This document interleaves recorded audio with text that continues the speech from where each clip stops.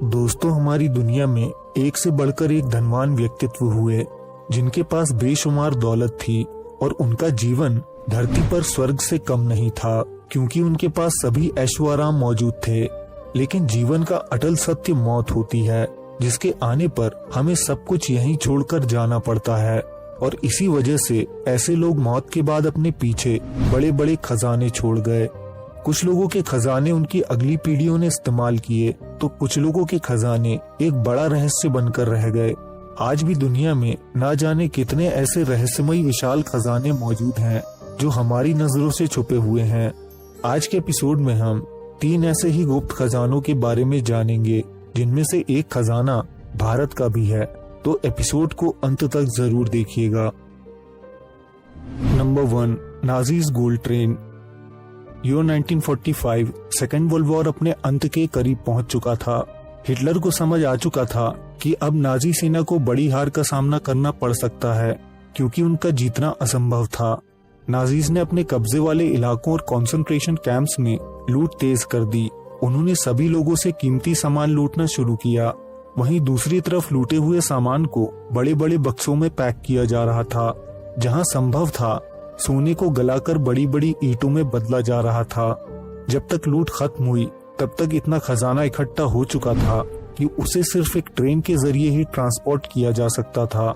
अब इस खजाने को ट्रेन में भरकर पोलैंड से बाहर ले जाने का प्लान बनाया गया, जहां इसे सुरक्षित छुपाया जा सके। दोस्तों, अब ट्रेन में पूरी लूट को भर दिया गया, जिसमें बेशकीमती हीरे जवाहरात, ढेर सारा सोना, ढेर सारा कैश, 500 से ज्यादा ऐसी पेंटिंग्स और आर्ट्स जिनकी कीमत लगाना भी मुश्किल था। इसके अलावा बॉक्सेस में ना जाने कितनी कीमती वॉचेस, बाइनोक्यूलर्स और बहुत सारे हथियार भी शामिल थे। अब इस ट्रेन को वॉलब्रिक के लिए रवाना कर दिया गया, जो साउथ वेस्ट पोलैंड में मौजूद एक सिटी थी। ये ट्रेन वॉलब्रिक सिटी के एक स्टेशन पहले फ्रीबर्ग से तो निकली, लेकिन कभी वॉलब्रिक नहीं पहुंच सकी। दोस्तों, दरअसल 1945 में सोवियत सेना नाजीज को खदेड़ते हुए तेजी से आगे बढ़ रही थी, लेकिन इस बात का अंदाजा हिटलर को काफी पहले ही हो चुका था। नाजीज ने वॉलब्रिक के पहाड़ी इलाकों के आसपास एक सीक्रेट टनल सिस्टम तैयार कर लिया था, जो जमीन के अंदर मौजूद था।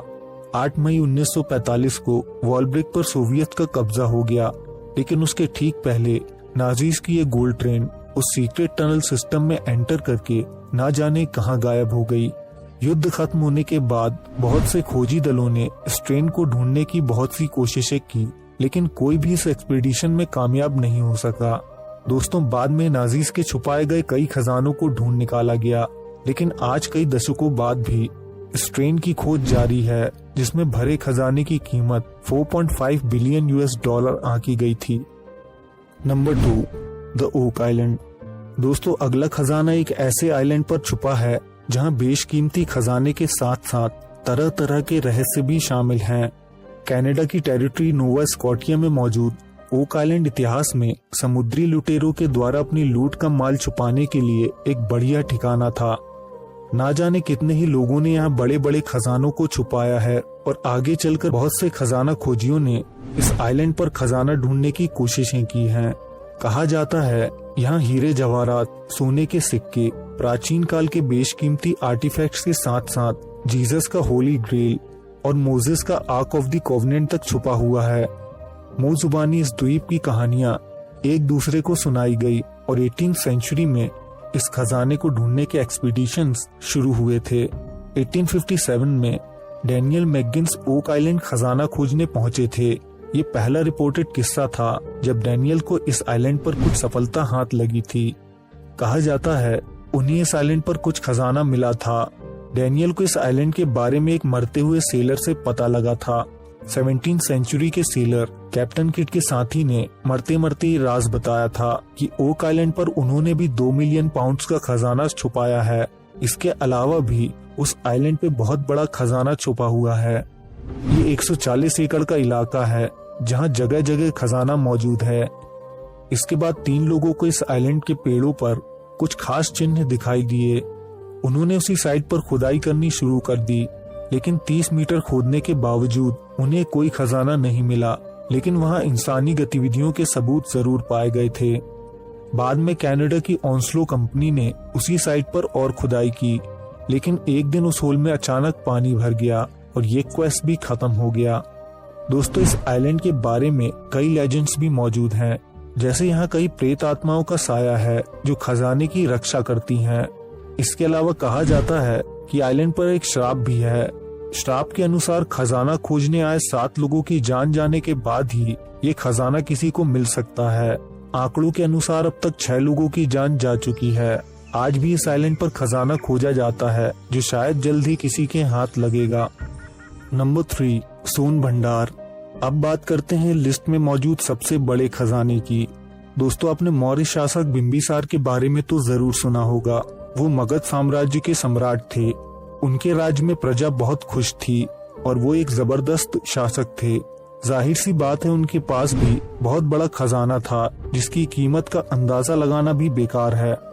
जब उनके पुत्र अजातशत्रु ने राजा का राज्य हड़प लिया था और उन्हें कैद कर लिया, तब बिंबिसार की पत्नी ने खजाने को बिहार के राजगीर में छुपा दिया था। राजगीर मगध की राजधानी थी जहां भगवान बुद्ध ने बिंबिसार को धर्म उपदेश दिया था। राजगीर में ही सोन भंडार केव स्थित हैं, जिसे खजाने तक पहुंचने का पड़ाव बताया गया है। लगभग 2600 साल पहले बिंबिसार ने ही एक पहाड़ को काटकर इस गुफा को बनवाया था, क्योंकि उन्हें ये अंदेशा शुरुआत से ही था कि एक दिन उनका बेटा खजाने और सत्ता के लालच में उनके राज्य को बर्बाद कर सकता है। सोन भंडार गुफा में प्रवेश करते ही 10 मीटर लंबी और 5 मीटर चौड़ी जगह सामने आती है, जिसके अंदर मौजूद द्वार को एक विशाल पत्थर से बंद किया गया है। इस पत्थर के दूसरी तरफ एक और कमरा मौजूद है जिसमें वो खजाना छुपा हुआ है।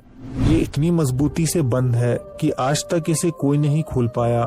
गुफा की दीवार पर शंखलिपि द्वारा कुछ जानकारी भी लिखी हुई है जिसे अभी तक समझा नहीं जा सका है। दोस्तों, ये इस दरवाजे को खोलने की कुंजी है, क्योंकि इसके बिना दरवाजे को खोलना असंभव है। शुरुआत में कई शासकों ने अपनी पूरी शक्ति लगाकर इस दरवाजे को खोलने की कोशिशें की थी, लेकिन वो कामयाब नहीं हो सके।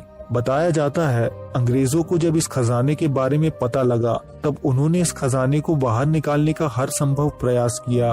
गुफा में मौजूद खिड़की के बाहर से ही अंग्रेजों ने गुफा के दरवाजे को तोप से उड़ाने की कोशिश की।